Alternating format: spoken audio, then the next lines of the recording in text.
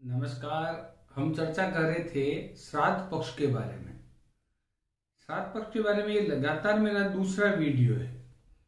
इस दूसरे वीडियो को देखिए, आप पहले वीडियो को आप देख के बहुत कुछ समझ गए होंगे कि श्राद्ध पक्ष हमारे लिए कितना जरूरी है और हमें श्राद्ध पक्ष में क्या क्या करना चाहिए और क्या नहीं करना चाहिए। तो श्राद्ध पक्ष का महत्व मैंने आपको बताया कि कितना श्राद्ध पक्ष का महत्व है। देखिए, भगवान राम ने भी पिंडदान किया था गया जी में, और गया तीर्थ की तो इतनी महत्व है कि हम यदि ये सोचते हैं कि हम हमारे पितरों के लिए गया तीर्थ में हम पिंडदान करें तो इतना सोचने मात्र से ही हमें पुण्य मिलता है। आज जो ये वीडियो, इसमें भी मैं आपको खूब सारे प्रश्नों का जवाब दूंगा। अक्सर ये एक बात पूछी जाती है कि 4 भाई है, 4 भाइयों में हम कौन सा भाई जो है वो श्राद्ध करें। देखिए, सबसे पहले श्राद्ध करने का, श्राद्ध कर्म करने का जो विधान है उसमें सबसे बड़े भाई को है।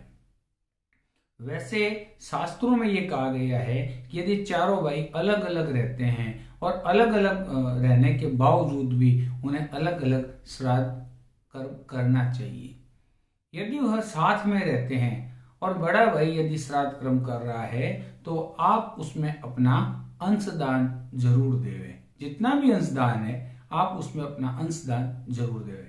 यदि बड़ा भाई आर्थिक रूप से कमजोर है, वह कर नहीं सकता, या कुछ अन्य कई भी कारण हो सकते हैं पारिवारिक, यदि वह नहीं कर रहा है तो मंझला जो बेटा है वो भी श्राद्ध कर्म कर सकता है। सबसे छोटा पुत्र भी श्राद्ध कर्म कर सकता है। तो इस प्रकार श्राद्ध कर्म के लिए मैंने क्रम बताया शास्त्रों सम्मत कि कैसे श्राद्ध कर्म भाइयों द्वारा किया जाता है या पुत्रों के द्वारा किया जाता है।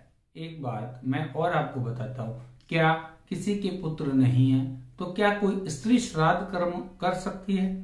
देखिए, यह स्पष्ट विधान है कि यदि पुत्री आपके यदि है और पुत्र नहीं है तो आजकल तो पुत्र और पुत्री में कोई भी विभेद नहीं है, लेकिन ऐसा शास्त्रों में कहा गया है कि पुत्री का पुत्र अर्थात दुहिता, और यदि मर्द आत्मा का भाई है और बड़ा कोई और बड़ा है उससे और उसके कोई संबंधी है तो वह श्राद्ध कर्म सबसे पहले करे।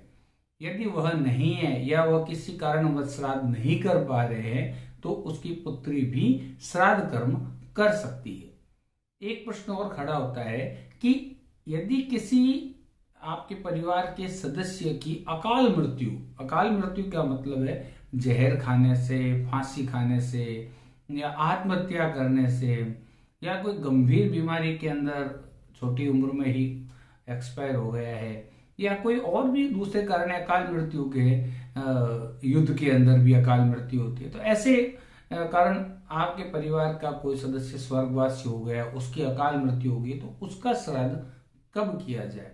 तो उसका श्राद्ध करने का विधान आपको चतुर्दशी के दिन आप उसका श्राद्ध कर सकते हैं। अमावस्या से पहले जो चतुर्दशी आती है उसमें अकाल मृत्यु से गए हुए मृत आत्माओं का श्राद्ध किया जाता है। एक चीज और कि आप कैसे तिलक का उपयोग करेंगे और तिलक लगाने के लिए कौन सी अंगुली का उपयोग करेंगे। देखिए, जैसे मैंने आपको बताया था कि ऋषि, देव और पितृ, उन सभी के लिए अपने अपने अलग अलग विधान होते हैं।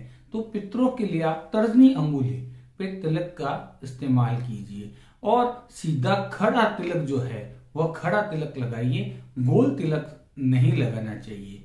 त्रिपुंड यदि आप लगाते हैं तो मृतात्मा के मृत्यु के 40 दिन तक आप त्रिपुंड लगा सकते हैं। तो इस प्रकार आप तिलक के लिए मैंने आपको विधि बताई।